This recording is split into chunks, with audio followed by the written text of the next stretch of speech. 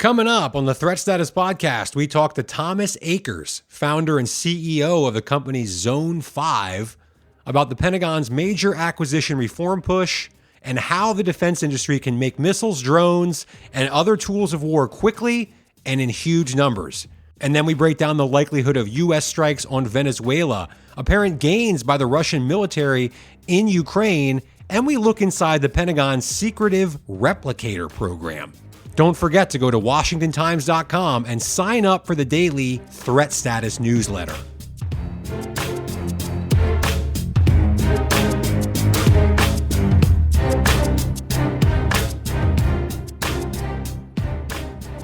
Hello and welcome to the Threat Status Podcast. I'm your host, Ben Wolfgang, national security correspondent at the Washington Times, and I'm joined, as always, by my esteemed co-host, Guy Taylor, the national security editor here at the Times. A very newsy and a very timely show today with a lot to talk about, including a conversation with Thomas Akers of the company Zone 5, which is really on the cutting edge of drone production and cruise missiles. And Thomas will help us break down how the defense industry sees Defense Secretary Hegseth's Arsenal of Freedom speech from last week and how the industry thinks it can adapt and change to produce with the speed and volume in terms of acquisition, development, fielding that the administration now is demanding from defense companies. But before we get to that, Guy, first things first, as always, what's on your radar right now? Amazing, Ben. It is just a blur of the cadence of national security and global security news is intense. As always, it's great to be here with you for another week.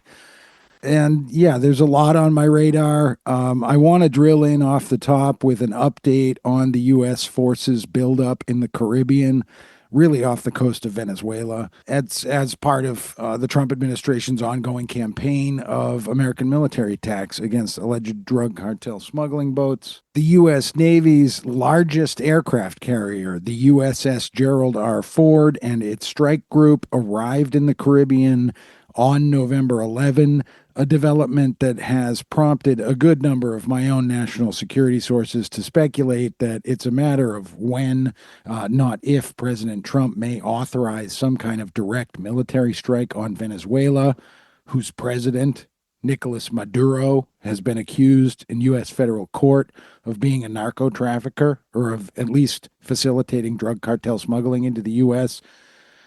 For a bit of sober context, Ben, it's important to note that indictment against Maduro was actually filed way back in 2020. The charges kind of hung in the backdrop of U.S. Venezuela policy throughout the Biden administration. The point now, Ben, is that Trump has ordered a great deal of U.S. firepower into the region in recent weeks. The USS Ford carries more than 4,000 sailors and dozens of tactical aircraft, 8 warships, a nuclear submarine, and F-35 aircraft are already in the Caribbean. All the while, Ben, Maduro and his military commanders are reported to be planning a strategy of guerrilla warfare in the event of a full U.S. assault. And then there's the question of Russia, a key backer of Venezuela, and what it might do should the U.S. carry out some kind of a military attack directly on Venezuela. We're tracking all of this in the Daily Threat Status newsletter, Ben.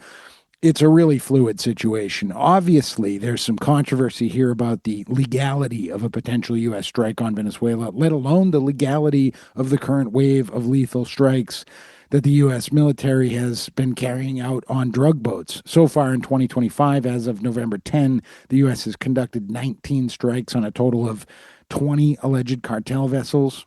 Some news outlets, ours included, have reported that the strikes have resulted in at least 76 deaths and 2 captured survivors. Remember, also earlier this month, Ben, the U.S. Senate narrowly voted down a resolution that would have required President Trump to seek congressional approval before launching any military actions against Venezuela. Just to be clear, the Senate voted down that resolution. So that opens this legal can of worms where, in fact, Trump could potentially do this without significant pushback from the Republican-controlled Senate and House. The drug boat strikes have sparked some diplomatic acrimony of note, Ben, particularly a rift with the United Kingdom, a very key U.S. military ally around the world. The U.K. in recent days announced that it's stopped sharing intelligence with the U.S. about alleged drug trafficking boats in the Caribbean over concerns that the strikes may be illegal. This could impact Trump's thinking on the situation, but probably not. It's on my radar. Typically, the UK would share intelligence with the so-called Joint Interagency Task Force South, a military intelligence organization based in Florida that's part of the Pentagon's U.S. Southern Command, which would then pass along relevant information to the U.S. Coast Guard so it could apprehend suspected drug trafficking vessels. Personally, I think it's optics that the UK announced that it's not participating in that now. Of course, that intel is all classified, and frankly, I don't know what intel the UK was providing to begin with, Ben. Just to give you a sense, too, of how fast things are moving here, literally, as you were beginning to talk this afternoon, as we're recording this early on Thursday, there word breaking, according to defense officials, that there's reportedly been a 20th strike on an alleged drug boat with 4 more people reportedly killed. So it's just amazing. These seem to be piling up on an almost daily basis at this point. And as we discussed on the show last week, it's tough to imagine the U.S. having that kind of firepower in the region and not using it, whether that's against Venezuela directly or just continued strikes against drug boats. You don't move that kind of firepower and then not do something with it once it's there. One more thing on my radar is the ongoing blowback or implications associated with President Trump's announcement a couple of weeks ago, on October 29 to be exact, that he had instructed the Pentagon to, quote, start testing our nuclear weapons, end quote, on an equal basis as other nations. We got into this in last week's podcast and what all that meant. One thing, Ben, that mainstream U.S. media almost entirely missed is that the day after President Trump made that announcement on his Truth Social platform, the U.S. Navy admiral who's slated to become the next commander of the Pentagon's U.S. Strategic Command, I'm talking about Vice Admiral Richard A. Correll.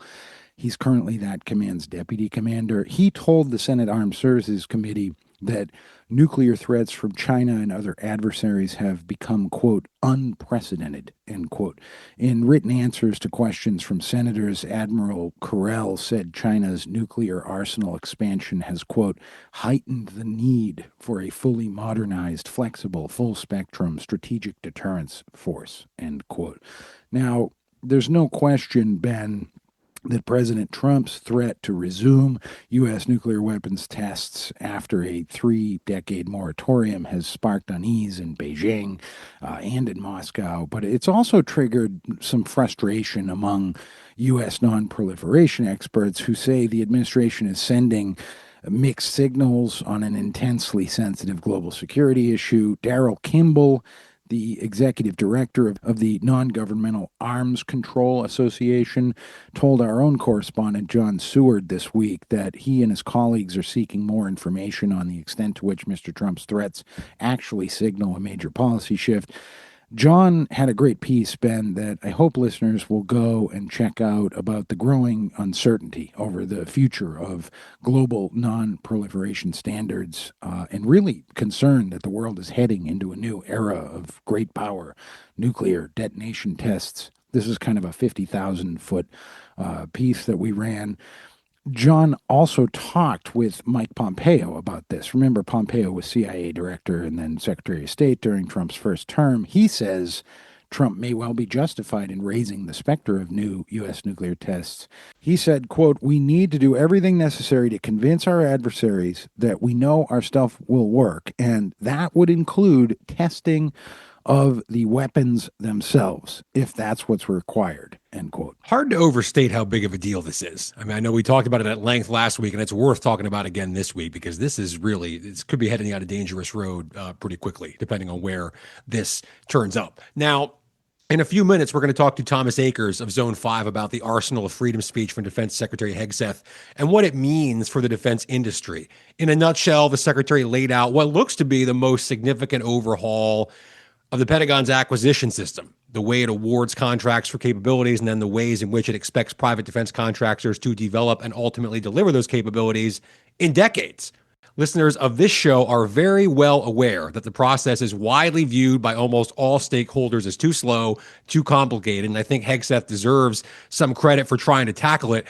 Of course, it remains to be seen how much of this actually becomes a reality, and that, I think, is a key point here, and Hegseth, for his part, knows that, because the first few minutes of his speech last week, he recited word for word a 2001 address from former Defense Secretary, the late Donald Rumsfeld, who 24 years ago, ironically the day before 9/11 on September 10th, gave a major speech talking about acquisition reform and laid out a lot of the same problems, that the process needs to change because it's too slow and isn't responsive to warfighters' needs, et cetera. So the point is, this isn't new. Everybody knows it's a problem.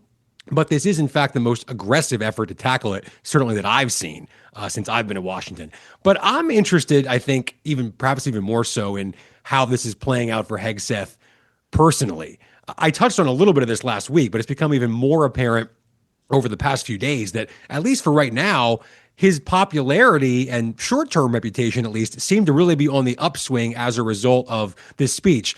We're in the news business, Guy, and as some of our colleagues often say, we do serialized coverage of events, as they're happening, and things change and change quickly. And this could be one of them, because Hegseth was in a fairly bad spot, at least from a PR standpoint, and in terms of his relationship and respect among some top military officers after his Quantico speech on September 30th, just 6 weeks ago. And now, 6 weeks later, people are at least applauding what he's doing on acquisition reform, I think, for maybe two reasons. One, it's just an important issue. As we discussed, it needs to be done. But two, it directly addressed one of the major criticisms of Hegseth personally as a defense secretary, that he's too theatrical, that he specializes in big speeches in front of TV cameras rather than being down in the weeds, doing the business of running the largest department of the federal government and the largest employer of any kind in the United States. Well, this is as down in the weeds as it gets. I mean, acquisition reform is the very definition of nuts and bolts policy inside the Pentagon. So if he can follow through,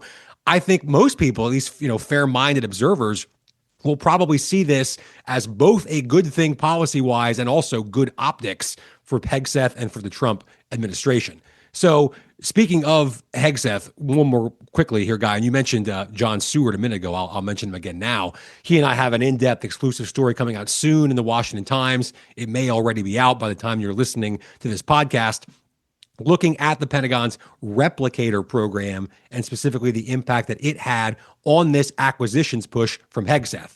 And the story also will have a lot of inside detail about tensions between DIU, the Defense Innovation Unit that was overseeing Replicator, and military services, and fighting between more established defense companies and Silicon Valley upstarts about who should get contracts for Replicator. So look, Replicator 1.0, as a lot of listeners I'm sure probably know, was intended to deliver multiple thousands of attritable autonomous systems, drones, by August of 2025 as a way to keep pace and beat China. These drones are a big part of the hellscape that Admiral Sam Paparo, the head of U.S. Indo-Pacific Command, has said he wants to have in and around the Taiwan Strait, or over the Taiwan Strait. Replicator doesn't seem to have hit that goal, that figure, that number, which, by the way, no one can actually tell us what it is. The number itself is classified, and I was told by multiple top defense industry leaders whose companies are working directly with Replicator that even they weren't told what that actual target number was. And there's a whole bunch of reasons why it didn't hit the target, and there's an even more fascinating discussion about whether that target is really the right metric to measure the program's success in the first place. I would argue that it probably isn't, based on everything I've heard from a number of sources over the past few weeks. So definitely go check that out on WashingtonTimes.com soon, if not already. It's incredibly interesting, Ben. I do want to point out that while Threat Status and the Washington Times were among the news platforms that refused to sign Secretary Hegseth's media coverage rules for the Pentagon, I want to point out that our own Bill Gertz was actually among a small group of journalists who traveled with Secretary Hegseth on the Secretary's airplane on a tour through the Indo-Pacific at the end of October. I totally encourage listeners to go check out the articles that Bill wrote while on that trip about Secretary Hegseth's remarks and meetings during the trip. It's pretty interesting inside coverage. Absolutely. So check that out on WashingtonTimes.com, along with our Replicator story coming out soon, if not already. And now we'll get into more, yes, even more, about Pentagon acquisition reform with Thomas Akers of Zone 5.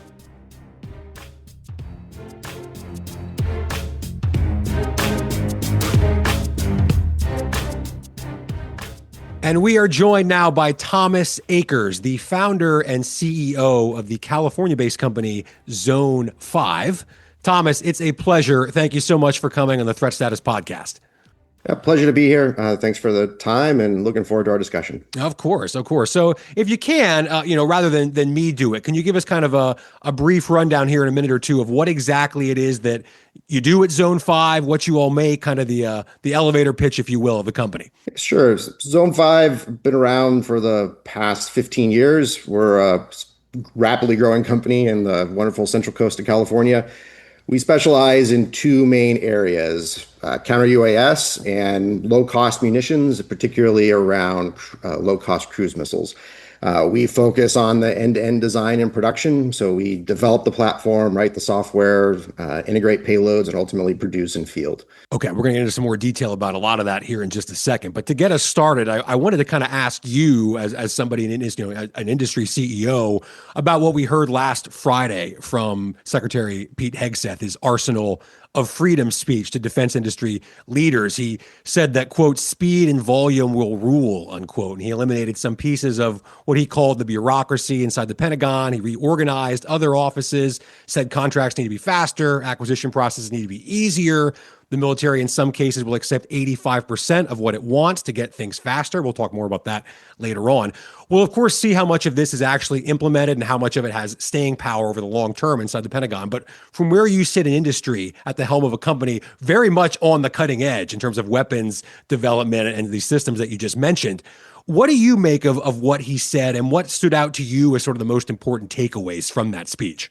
Well, I think the moving to velocity in the acquisition system is critical. As we look out, especially with Ukraine, the pace of advancement of the threat is ever increasing, and we must have acquisition processes within our defense industrial base that allow us to iterate and evolve and match the pace of the threat.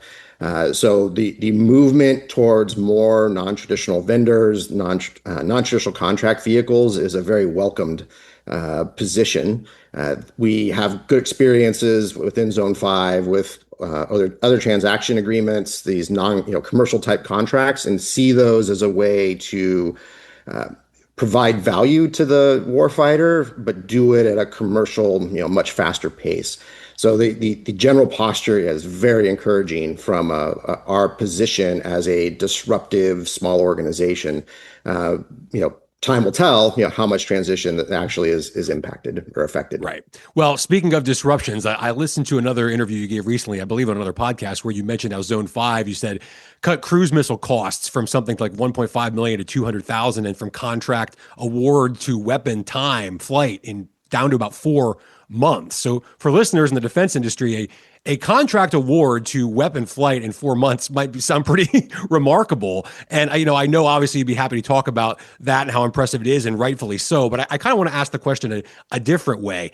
Should this become the norm? Should that become the norm across the defense industry? I know a lot of this technology in many cases is incredibly complicated and can't be done in necessarily timeframes that short. We're not naive about that, of course, but you did it with cruise missiles, and companies seem to be able to do it increasingly so with drones. Do you think we, as the United States, its defense sector and its government officials, should we more or less be demanding, shorter timeframes like that to become the norm moving forward? I think the government should be demanding, and taxpayers should be demanding these shorter timeframes. there's definitely a place for the exquisite systems that are not, those are long-term developments and, national assets. But there's a large set of requirements, a large set of capabilities that lend themselves to rapid iterative development, as opposed to spending a lot of time guessing about what the warfighter needs. Feel the product, learn, adapt it, and actually build what the warfighter needs. And that ultimately is driven by, fast to the fight. You have to move quickly.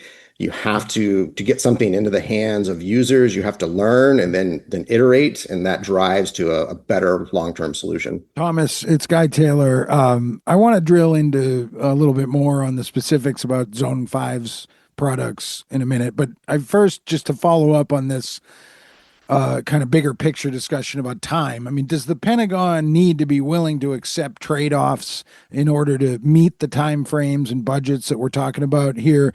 And that Secretary Hegseth, he laid out on November 7 saying, the Pentagon will be willing to take 85% solution in some cases. Is there a danger there? Do you worry that this like kind of laser-like focus on speed and volume in producing things, certain drones, even missiles, could lead ultimately to lower quality products in the hands of warfighters? If you look at it just in isolation of speed, there's a path where you miss the mark and you've quickly got to the wrong point.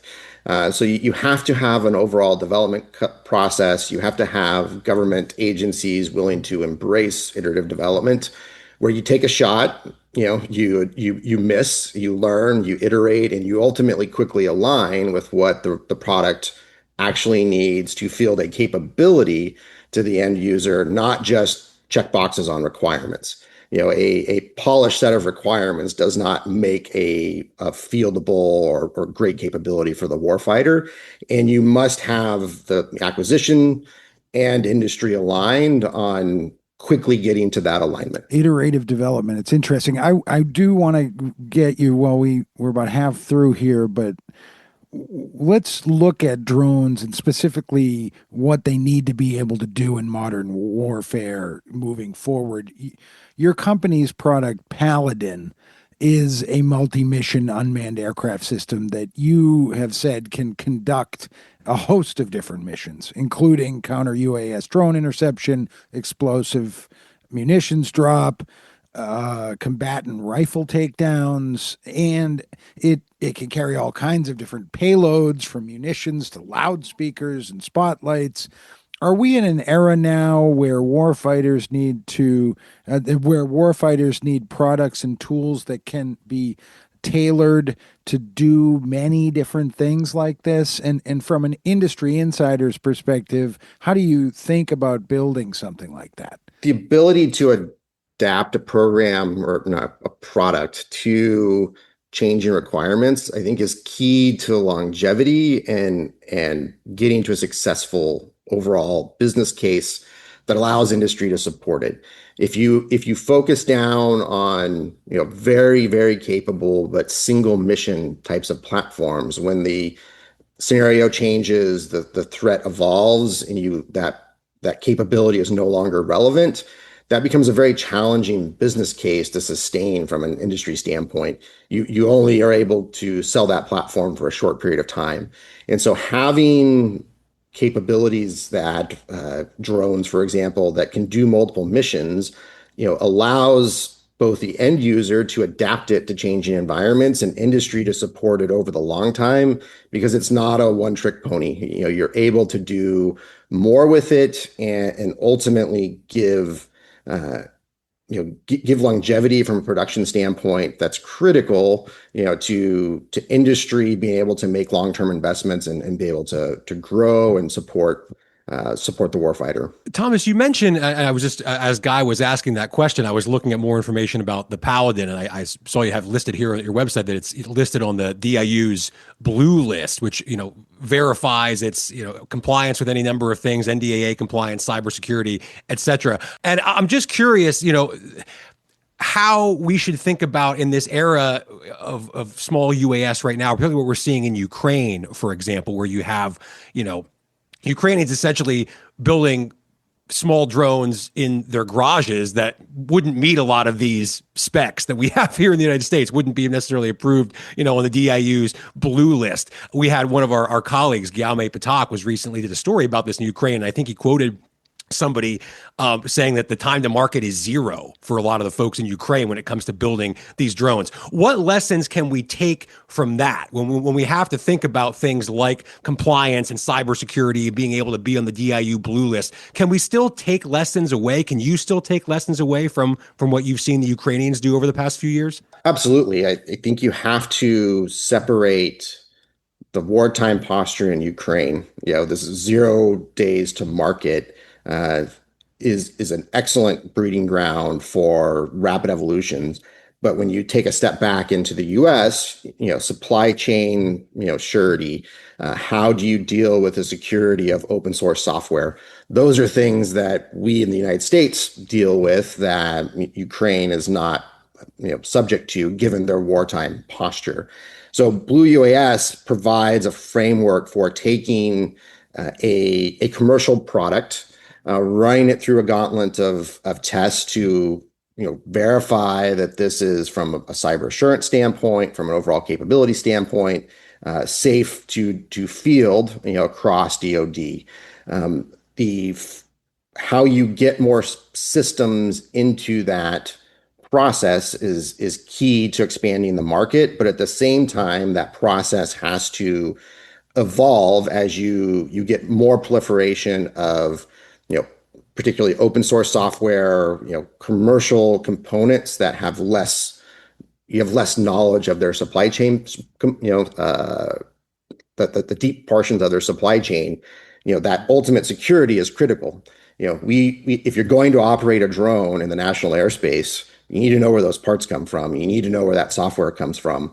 And Blue UAS is a great step towards that. It will have to evolve, as the industry continues to advance.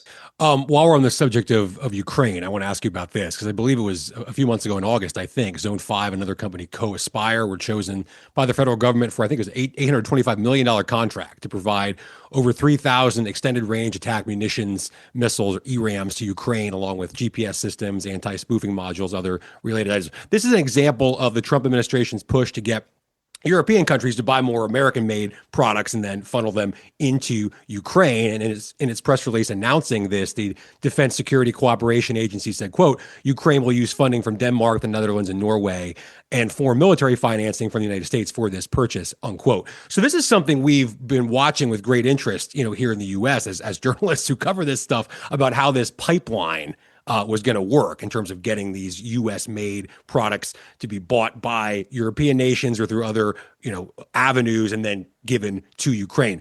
Can you tell us anything about how this process has worked from your industry point of view? This weapons pipeline, has it changed anything at all from the contractor's point of view? How did it play out from the perspective of your company? Yeah, from a Zone 5 standpoint, I think from the larger DoD posture, it's been revolutionary. You basically have, with the ERAM program and the Enterprise Test Vehicle program, which is running somewhat in parallel, you have these new start clean sheet programs that fundamentally change the view of how fast you can go. So the right contract vehicles, the right kind of industry partners, and a program office committed to bucking status quo, allows amazing things to be accomplished.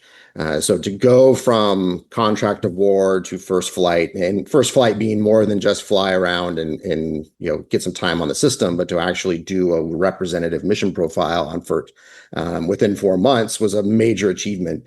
To then take that and mature that system over time and now start to field it, again, we're talking the compression of traditional weapon development timelines by many years.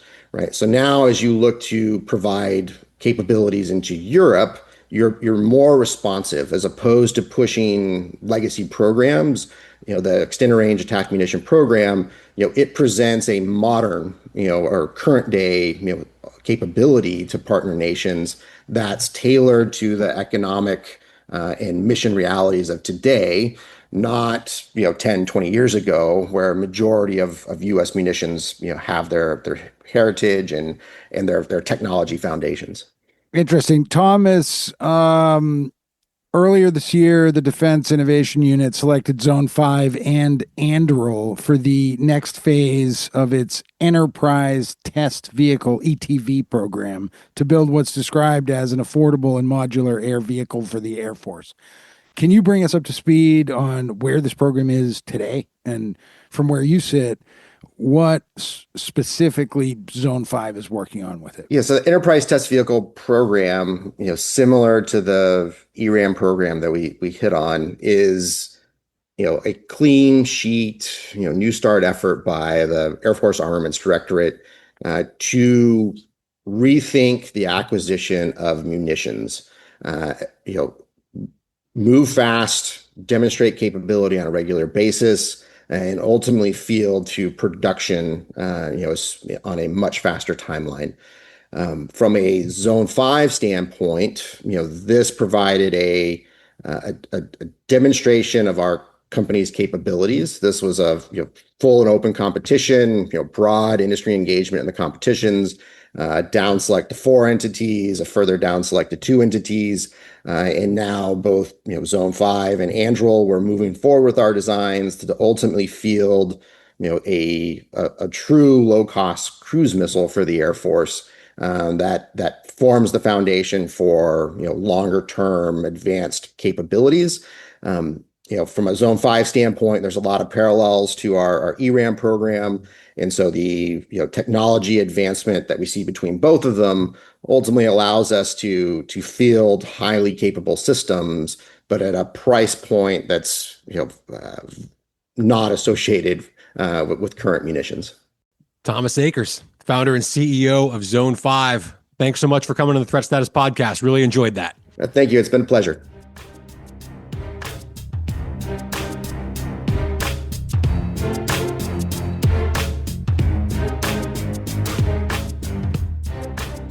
And it's time now for Threat of the Week, our weekly segment here in the show where Guy and I each identify a threat, whether it's here at home, domestically, or in some corner of the world that we think is impacting U.S. national security right now, this week, as you all are listening to the show.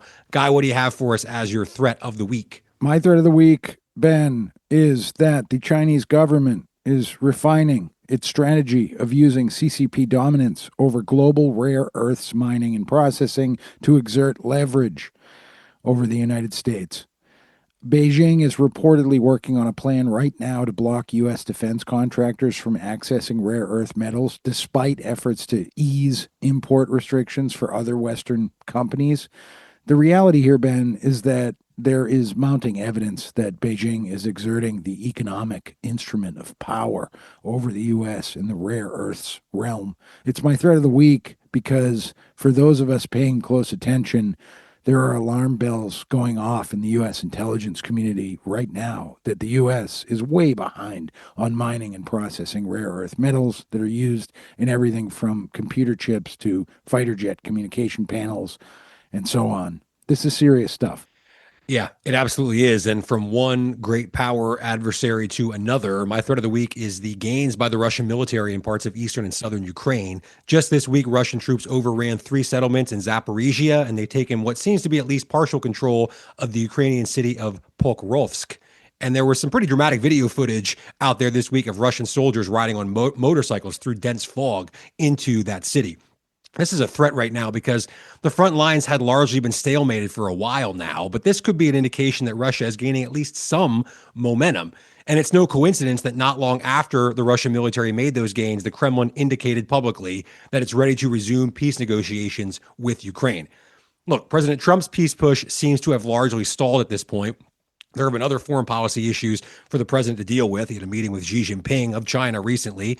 There's also the possibility, as Guy mentioned earlier, that the U.S. could soon attack Venezuela. And Trump has domestic policy issues like the shutdown, canceled airline flights, SNAP benefits, we can go on and on. But it's my threat of the week right now because Russian President Putin could believe that now is the time to hit Ukraine even harder, press the advantage, and force Ukraine to accept a bad deal. If it looks like Ukraine is losing on the ground, would the Trump administration publicly or maybe even just privately pressure Ukraine to accept that bad deal? I'm not sure, but I think it's a possibility, and that's why it's my threat of the week right now. And with that, a huge thanks to Thomas Akers of Zone 5. Guy Taylor, it's a pleasure having you here again, as always. And the biggest thanks to you, all of our listeners. Please go ahead, hit that subscribe button, share the podcast with all of your friends, and Guy and I will be back next week on the Threat Status Podcast.